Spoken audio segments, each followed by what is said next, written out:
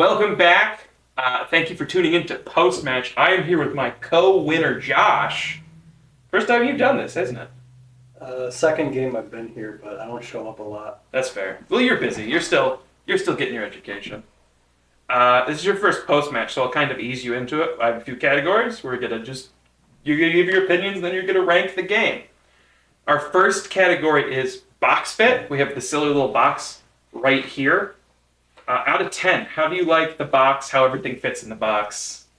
I'd say a 9 out of 10. I'm very familiar with the Taco Bell craving box. The only reason I don't give it a 10 is because there's not actual Taco Bell in here.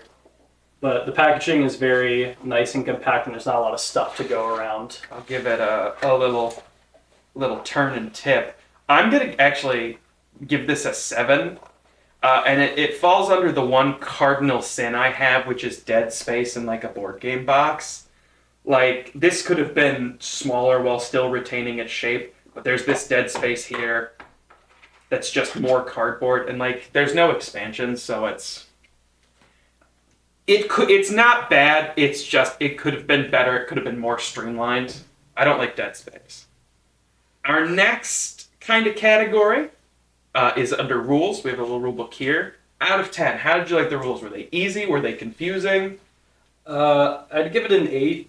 The rules themselves aren't like complicated, but there's some stuff like not being able to play like 2 action cards, which like wasn't clear. But I also didn't read it by myself, and it just had you tell me what they were. We try to have multiple different ways. I'll have the rule book out so people can read that. I usually have the script I write for the rule book episode, which would have been 2 weeks ago, so people can read the way I read it, and then I just kind of verbally explain it to a few people, so we can have different viewpoints. Yeah, I'm going to give this an 8 as well. It is very good. It's really good at explaining the game, but the minute there is a question, like there are openings that they don't have answers to, in terms of like the action cards, the sauce cards. Like, they don't really go into detail on anything.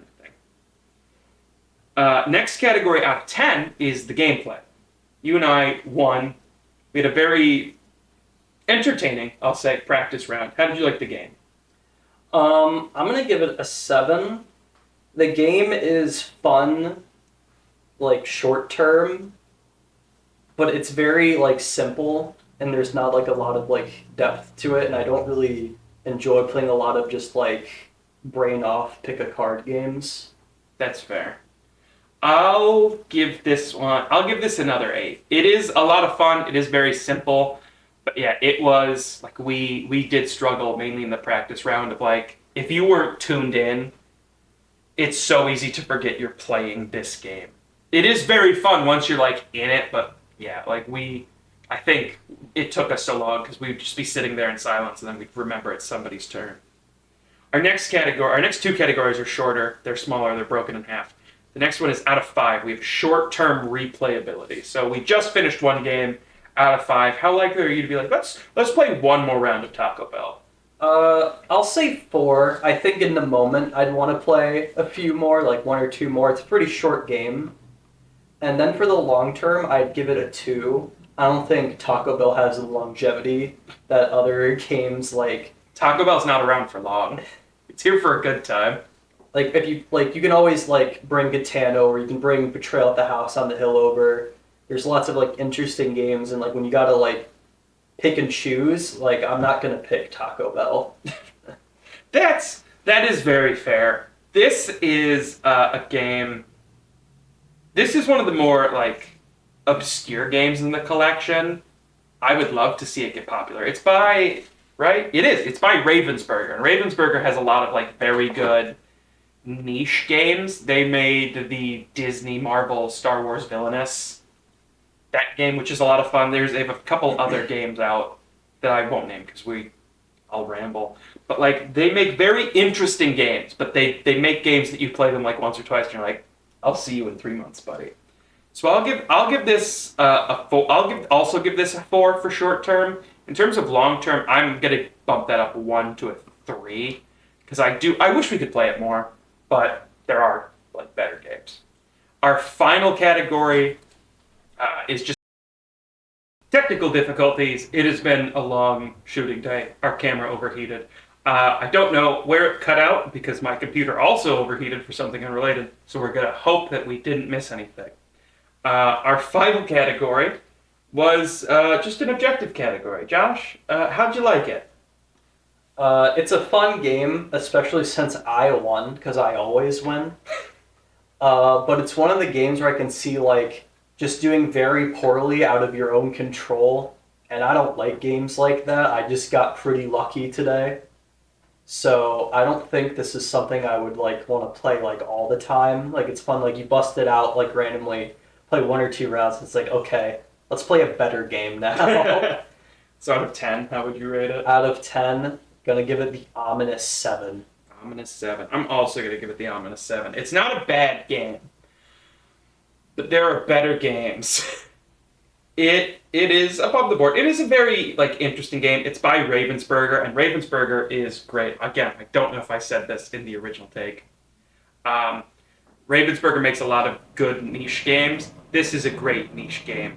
I wish there were more to it. I wish there were more menu items. I wish there was kind of variations of play. But it is what it is. Yeah, the Omnis 7 takes it for overall games. With all that in mind, we get to our final totals. Josh, out of 50 points, you have rated this game 37. 37 out of 50. Not bad, not worst. It's an above average game. I have also given it 37 out of 50. It is an okay game. It is a very fun once in a blue moon game. I'm sure in the summer I'll crack this out and we'll play a round or two. It is, but there are more entertaining games. There are more games that make you think more. I will say, I've kind of noticed a lot of it comes down to what I call Last Supper style.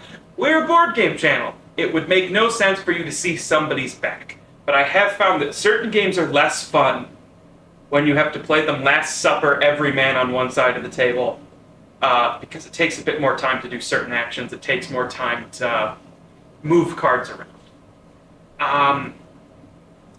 I would potentially bump it up 1 or 2 points if we were playing in a circle, but that's not how we vote. So 37's all around. It's a very above average game. This has been Post-Match. I'm James, my co-winner Josh. We will see you guys next week for a very special wildcard week. Later, everybody.